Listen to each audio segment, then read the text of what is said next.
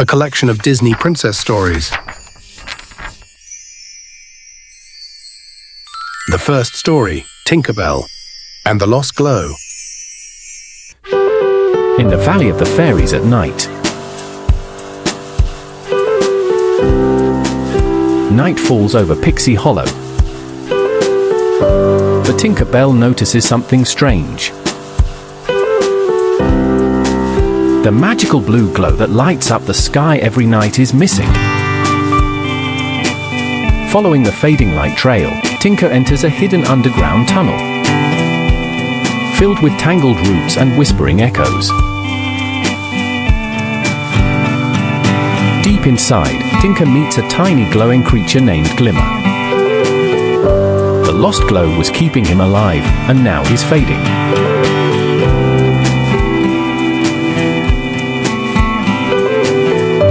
Tinker holds the glowing light in her hands. Should she return it to Pixie Hollow or give it to Glimmer? Using her magical tinkering skills, Tinker creates a new light crystal, saving both the Hollow and Glimmer. Tinker Bell soared through the daytime sky with a parachute, Glimmer the magical creature by her side. Together, they floated gently back down to the land of the fairies. Tinker Bell stands in the Valley of the Fairies with the magical crystal and the small purple creature, Glimmer, while all the fairies around her greet her. The second story, Ariel the Little Mermaid and the Coral Compass. The Treasure Cave.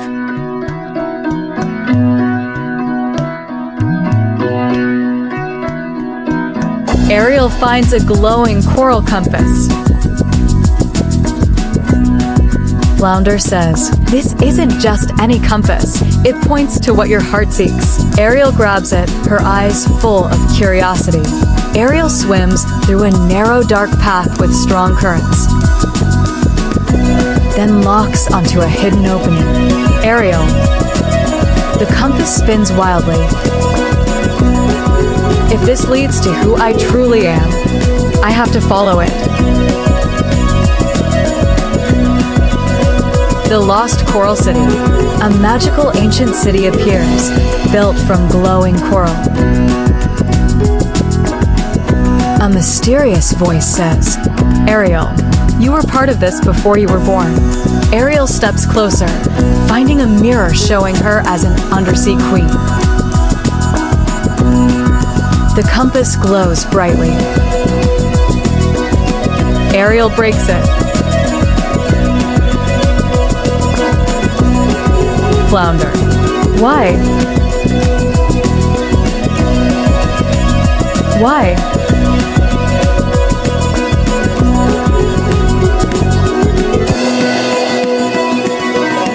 Ariel.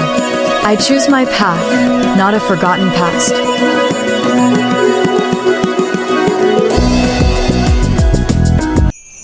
The third story, Moana and the Whispering Island.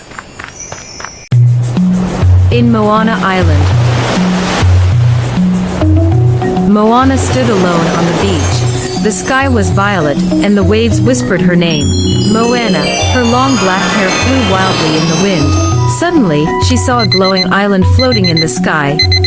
Then she woke up. Moana ran to her grandmother's hut and told her about the dream. Her grandmother showed her a scroll hidden under the floor, a secret map marked with a swirling island shape. "The Island of Whispers," she said. "It appears only to those the ocean chooses."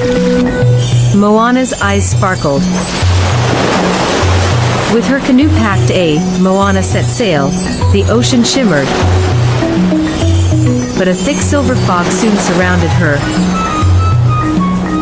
The waves grew still, then started whispering secrets in a language she didn't know.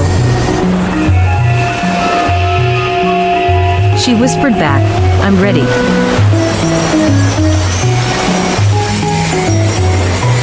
Suddenly, out of the mist, rose a floating island made of coral, crystal, and giant shells.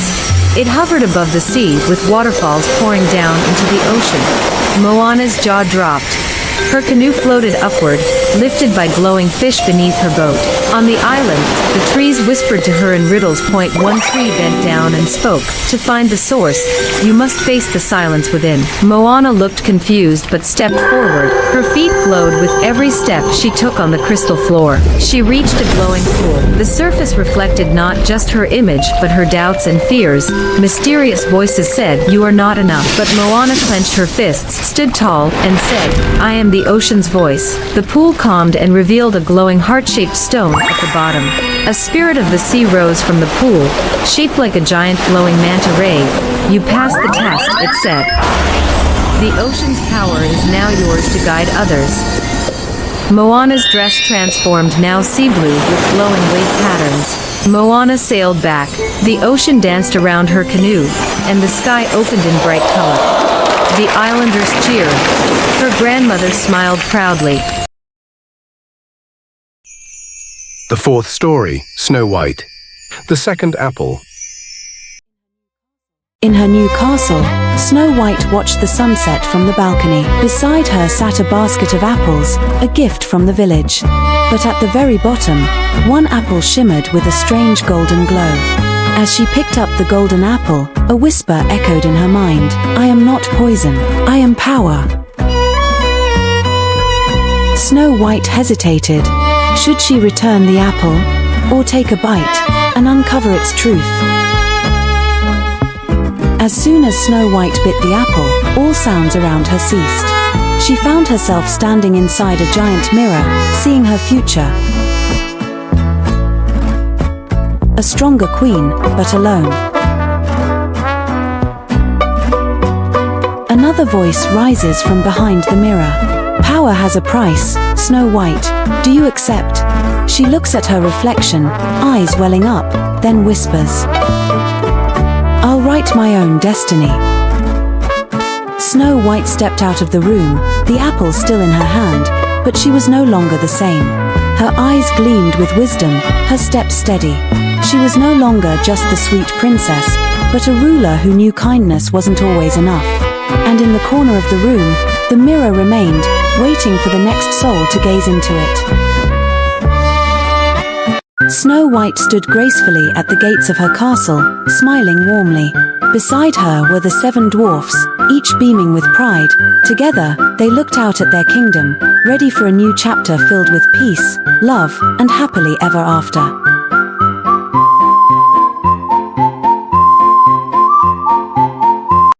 The fifth story, Tiana from The Princess and the Frog, A Wish at the Wrong Time.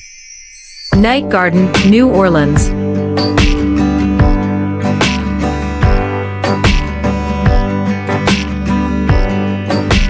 Tiana is cleaning up after a small party at her restaurant. Tiana: "I just wish I had one day to rest, but the restaurant's doing great." A star twinkles above. She closes her eyes and makes a wish. Tiana: "I wish I could see Naveen, even just for a minute." A glow surrounds the star, and Naveen appears as a frog. Tiana, shocked. Naveen: "No, don't tell me you're a frog again." Naveen laughs. "I came because of your wish, but it seems the stars still enjoy drama." Tiana gently picks him up and laughs. Tiana: "Unbelievable. Even when I wish for peace, you return as a frog." Naveen: "At least I returned.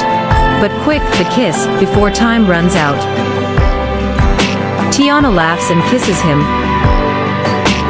He turns into a tiny chocolate truffle in her hand. Tiana: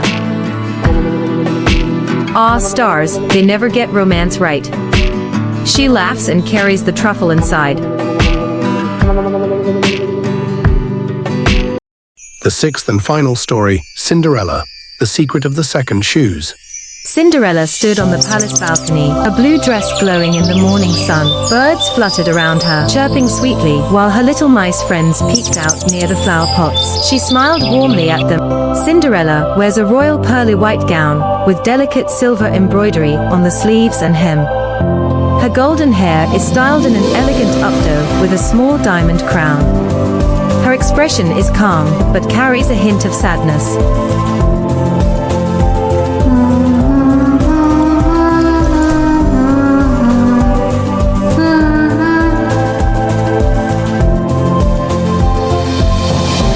She wears a simple sky blue silk nightgown, long and sleeveless. Her hair flows freely over her shoulders, and she's barefoot, sitting on the floor in front of the box. After wearing the second slipper, her form begins to shift. She appears in a glowing magical blue dress, shimmering like droplets of light. Her hair floats gently, and her eyes shine with quiet courage.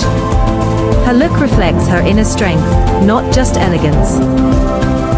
In the strange world, Cinderella meets another version of herself. She looks the same, but wears simple clothes and has eyes full of fire. The other version tells her, "I'm you," before the palace, before they decided who we should be. Her glowing blue dress slowly fades into a soft earth-toned gown, decorated with wildflowers, as if her past is blooming again.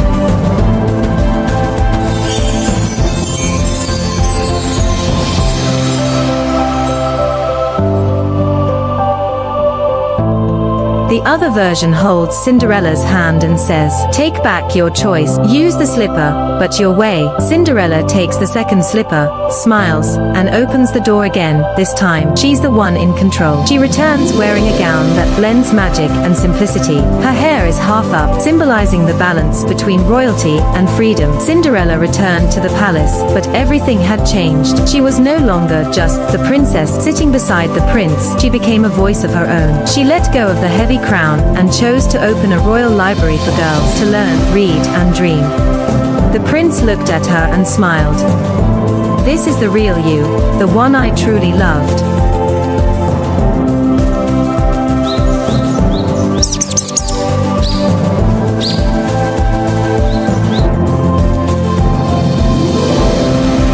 Thanks for watching.